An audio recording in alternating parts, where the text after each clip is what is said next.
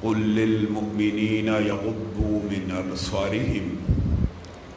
معزز سامعین گرامی قدر، آج مجھے جو موضوع دیا گیا ہے، قبل اس کے کہ آپ وہ موضوع سمجھیں، اس کا دباچہ اور مقدمہ سمجھنا بہت زیادہ ضروری ہے۔ رمضان بہت سے دروس لے کے آتا ہے۔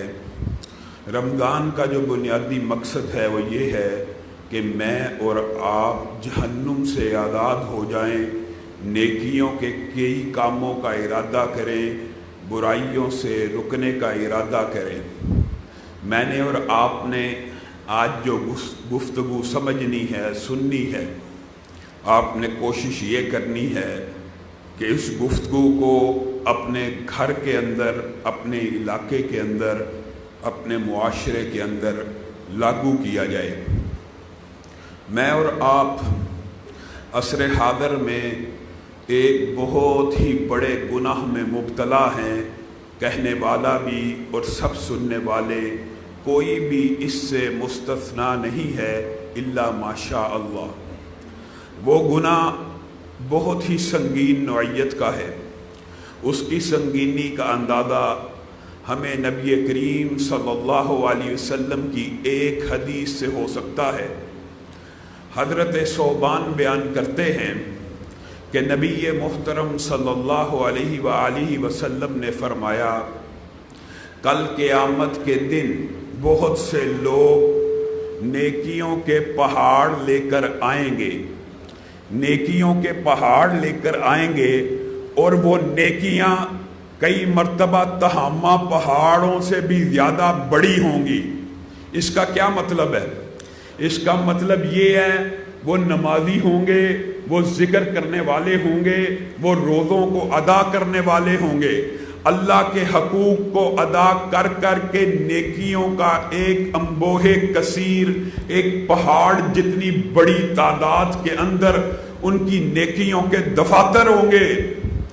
اور کل قیامت کے دن جس وقت ان کی نیکیوں کو تولا جائے گا، وہ پہاڑ جتنی بڑی نیکی اور ان گنت دفاتر اور ان گنت نیکیاں جب ان کو دائیں پلڑے میں ڈال دیا جائے گا، وہ پلڑا اتنا ہلکا ہوگا کہ پہاڑ جتنی نیکیوں کے سارے کا سارا وزن ایک تنکے کے برابر رہ جائے گا۔ بتائیے یہ کون بدقسمت لوگ ہوں گے؟ انہوں نے کون سا جرم کیا جس کی وجہ سے عبادت بھی کرتے رہے، نیکیاں بھی کرتے رہے، محنتیں بھی کرتے رہے، اپنی نیکیوں کو اکٹھا کر کے اپنے سامنے دیکھ رہے ہیں، لیکن جب تلنے کی باری آئی ہے اس نیکی کا وزن ہی کوئی نہیں ہے۔ مجھے اور آپ کو اس لمحے سے ڈر جانا چاہیے۔ اللہ کی قسم، وعید کی حدیثوں میں شاید ہی کوئی حدیث اتنی سخت ڈرانے والی ہو۔ ان بندوں کا صرف ایک جرم ہوگا جو حدیث میں بیان ہوا، ان بندوں کا صرف ایک ہی جرم ہوگا۔ میرے بھائیوں، آپ نے اور میں نے اپنے ضمیروں کو ٹٹولنا ہے۔ میری بہنیں، بیٹیاں، مائیں اپنے ضمیروں کو ٹٹولیں۔ آپ اپنے گھروں کے اندر جا کے اپنے گھروں کا جائزہ لیں۔ وہ برائی پتہ کیا ہوگی جس کی وجہ سے یہ ساری کی ساری نیکیاں ہلکی ہو جائیں گی؟ یہ ایسے اللہ کے بندے ہوں گے، جب 2 آدمی تھے ان کے سامنے اللہ سے ڈر رہے ہیں، 3 آدمی تھے نیک ہیں، 4 آدمی ہوئے مسجد میں ہیں، 5 آدمی ہوئے وعظ و نصیحت کر رہے ہیں، 6 آدمی ہوئے جماعت میں ہیں، 7 آدمی ہوئے امر بالمعروف و نہی عن المنکر کا فریضہ سر انجام دے رہے ہیں۔ کیا مطلب؟ ان کی ریپوٹیشن بھی معاشرے کے اندر نیک لوگوں کی ہے، اور وہ ظاہر میں بھی نیک ہی ہیں، لوگوں کے سامنے صرف نیکی ہی کا کام کرتے ہیں، نیکی ہی کی تبلیغ کرتے ہیں، لیکن ان کے اندر ایک عیب ہے۔ وہ عیب کیا ہے؟ جب یہ تنہا ہوتے ہیں، جب یہ اکیلے ہوتے ہیں، جب یہ اپنی تنہائی میں ہوتے ہیں، تو اللہ کی حرام کردہ حدود کو پامال کرنے میں دیر نہیں لگاتے۔ کیا مطلب؟ اکیلے تھے، سارا دن نمازیں بھی پڑھی، 5 وقت نماز بھی پڑھی، روزہ بھی رکھا، لوگوں کے سامنے عبادت اور نیکی کے کام بھی کیے، گھر داخل ہوئے، کمرے میں بیٹھے، بیوی بچے سو گئے یا ان کو کمرے سے باہر نکالا ہوا ہے، ہاتھ میں موبائل پکڑا ہوا ہے اور موبائل کھولا، غیر محرم عورت کا چہرہ سامنے آ گیا ہے۔ اب اصول یہ تھا کہ اس چہرے کو حذف کر دیا جاتا، موبائل کو بند کر دیا جاتا، بدبخت موبائل کو توڑ دیتا۔ جس طرح لوگوں میں اللہ کے سامنے ڈرتا ہے، تنہائی کے اندر ڈرامے دیکھ رہا ہے، تنہائی کے اندر عورتوں کے چہرے دیکھ رہا ہے، تنہائی کے اندر عورتوں کے گانے سن رہا ہے، تنہائی کے اندر فحاشی اور عریانی کے پروگرام دیکھ رہا ہے۔ ایسے بندے کی نیکیاں اللہ کو چاہیے ہی نہیں، جو بندوں میں تو اللہ سے ڈرتا ہو لیکن جب تنہا ہو، جس رب کی حیا کرنی ہے، جس کے لیے نیکیاں کرنی ہیں، جب وہ اور یہ بندہ اکیلا ہو جائے تو اس کی حدود کو پامال کر دے۔ کہنے والے، سننے والے مرد ہوں چاہے عورتیں ہوں، ہماری بہنیں بیٹیاں بھی ذرا اس بات کے اوپر غور کریں۔ معاشرے کے اندر بہت ہی غلط فلسفے پروموٹ کر چکے ہیں میرے بھائیوں۔ نبی کریم صلی اللہ علیہ وسلم کی بعض احادیث سندن اگرچہ کمزور بھی ہوں لیکن مفہوماً دیگر روایات ان کو تقویت اس قدر پہنچاتی ہیں۔ روایات کو چھوڑیے، یہ اتنا اہم باب ہے کہ اللہ رب العزت کلام حمید کے اندر جب کوئی حکم نازل کرتے ہیں اس میں کیا کہتے ہیں؟ یا ایھا الذین آمنو، اے ایمان والو۔ اس ایمان والوں کے اندر کیا عورت شامل ہوتی ہے کہ نہیں ہوتی؟ ہوتی ہے۔ مرد شامل ہوتے ہیں کہ نہیں ہوتے؟ ہوتے ہیں۔ ایک ہی حکم جاری کرنا ہو ایمان والوں کی، حکم جاری کرنا ہو یا ایھا الناس، یا ایھا الذین آمنو، کافی ہوتا ہے۔ لیکن کچھ احکامات اتنے ضروری ہوتے ہیں جن کو اللہ رب العزت الگ الگ مومن مردوں کو بلا کر مومن عورتوں کو مخاطب کر کے سمجھانا چاہتے ہیں۔ ان میں سے ایک حکم یہ بھی ہے، قُل لِّلْمُؤْمِنِينَ يَغُضُّوا مِنْ أَبْصَارِهِمْ۔ بتائیے یہ حدیث ہے؟ یہ قرآن کی آیت ہے۔ عصر حاضر کے اندر غامدی وغیرہ کے فتنے، شوشے متجددین، اصل میں مفکرین کا ایسا دور آ چکا ہے جنہوں نے آپ کے اور میرے ذہن میں الحاد کے فتنے کے ایسے بیج بوئے ہیں، ہمیں سمجھ ہی نہیں آتی۔ ہم سمجھتے ہیں ان کی باتوں میں آ کر کہ چہرے کا پردہ ہی نہیں ہے۔ آپ مجھے بتائیے، اللہ رب العزت نے کلام حمید کے اندر مومن مردوں کو الگ حکم دیا، اپنی نظروں کی حفاظت کرو، اور اس کے بعد اللہ رب العزت کیا کہہ رہا ہے؟ نظر کی حفاظت کرو تو ہی شرمگاہ کی بھی حفاظت ہو جائے گی۔ مفہوم یہی ہے کہ اپنی نظروں کو جھکاؤ گے تو شرمگاہوں کی حفاظت ہونا آسان ہو جائے گی۔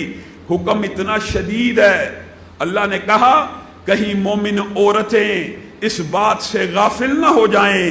قُل لِّلْمُؤْمِنَاتِ، الگ حکم کیا، یغضضن من ابصارہن، وہی الفاظ مومن عورتوں کے لیے بھی ہیں۔ ہمارے معاشرے میں فلسفہ پتہ کیا مشہور ہے؟ مرد تو غیر محرم عورت کو نہ دیکھے، لیکن عورت غیر محرم مرد کو دیکھی چلی جائے، دیکھی چلی جائے، کوئی حرج نہیں۔ گھر کے اندر عورتیں افطاری اور سحری کے وقت میں ڈرامہ دیکھ لیں، خامدوں کے دل کے اوپر بھی کوئی چوٹ نہیں پڑتی، بھائیوں کے دل کے اوپر بھی کوئی چوٹ نہیں لگتی، باپوں کے دل کے اوپر بھی کوئی چوٹ نہیں لگتی۔ اچھا بیٹی ہے، ڈرامے دیکھ لیا، کوئی حرج نہیں۔ نبی کریم صلی اللہ علیہ وسلم کی بعض احادیث اس بات کی طرف اشارہ کرتی ہیں کہ جو کوئی بندہ غیر محرم عورت کو دیکھتا ہے، بہتر ہے کہ اس کی آنکھوں میں سیسا ڈال دیا جائے۔ یہ ابھی دیکھنے کی بات ہو رہی ہے، اور معاشرہ جس برائی میں مبتلا ہے اللہ رب العزت اس کے بارے میں ارشاد فرماتے ہیں، لا تقربوا الزنا، کہاں پہ ہے قرآن پاک میں کہ زنا نہ کرو؟ کہاں پہ آیا ہے؟ اللہ رب العزت نے تو کلام حمید میں کہا لا تقربوا الزنا، زنا کے قریب بھی مت جاؤ، انہ کان فاحشہ۔ اور یہ امت محمدیہ کے اوپر صرف حرام نہیں ہے، یہ کانا، یہ شروع ہی سے جس دن سے آدم پیدا ہوئے اس دن سے ہی اللہ تعالیٰ نے اس کو حرام قرار دیا اور برا رستہ قرار دیا۔ لا تقربوا الزنا، زنا کے قریب نہیں جانا۔ کہاں پہ لکھا ہے زنا نہیں کرنا؟ زنا کے قریب نہیں جانے سے مراد پتہ کیا ہے؟ غیر محرم کو نہیں دیکھنا، موسیقی نہیں سننی، اس سے گفتگو نہیں کرنی، اس سے دوستی نہیں بڑھانی، اس سے پینگے نہیں بڑھانی، اس سے مصافحہ اور اس کو ہاتھ نہیں لگانا۔ زنا کا جو جرم ہے وہ تو اتنا شدید ہے، وہ ایک لمبا موضوع ہے۔ زنا کا جرم کس قدر خوفناک ہے اور اس کے عذاب کتنے شدید ہیں یہ ایک الگ موضوع ہے۔ اللہ رب العزت تو اس کے مقدمات سے، اس کے دباچے سے بچنے کا حکم دے رہا ہے۔ کوئی بندہ کسی غیر محرم کو چھو لے، صرف ہاتھ لگائے، میری بہنیں بیٹیاں، میرے نوجوان بیٹے ان حدیثوں کو غور سے سنیں۔ بعض لوگ کہیں گے جی حدیث کے اندر کلام ہے، کلام ہے بعض روایات کے اندر، لیکن اللہ کی قسم مفہوم کے اعتبار سے احادیث یہ ساری کی ساری درست ہیں، کیونکہ قرآن پاک کی تائید اور دیگر احادیث ان کو شواہد فراہم کرتی ہیں، جس کی وجہ سے یہ حدیثیں قابل حجت ہو جاتی ہیں۔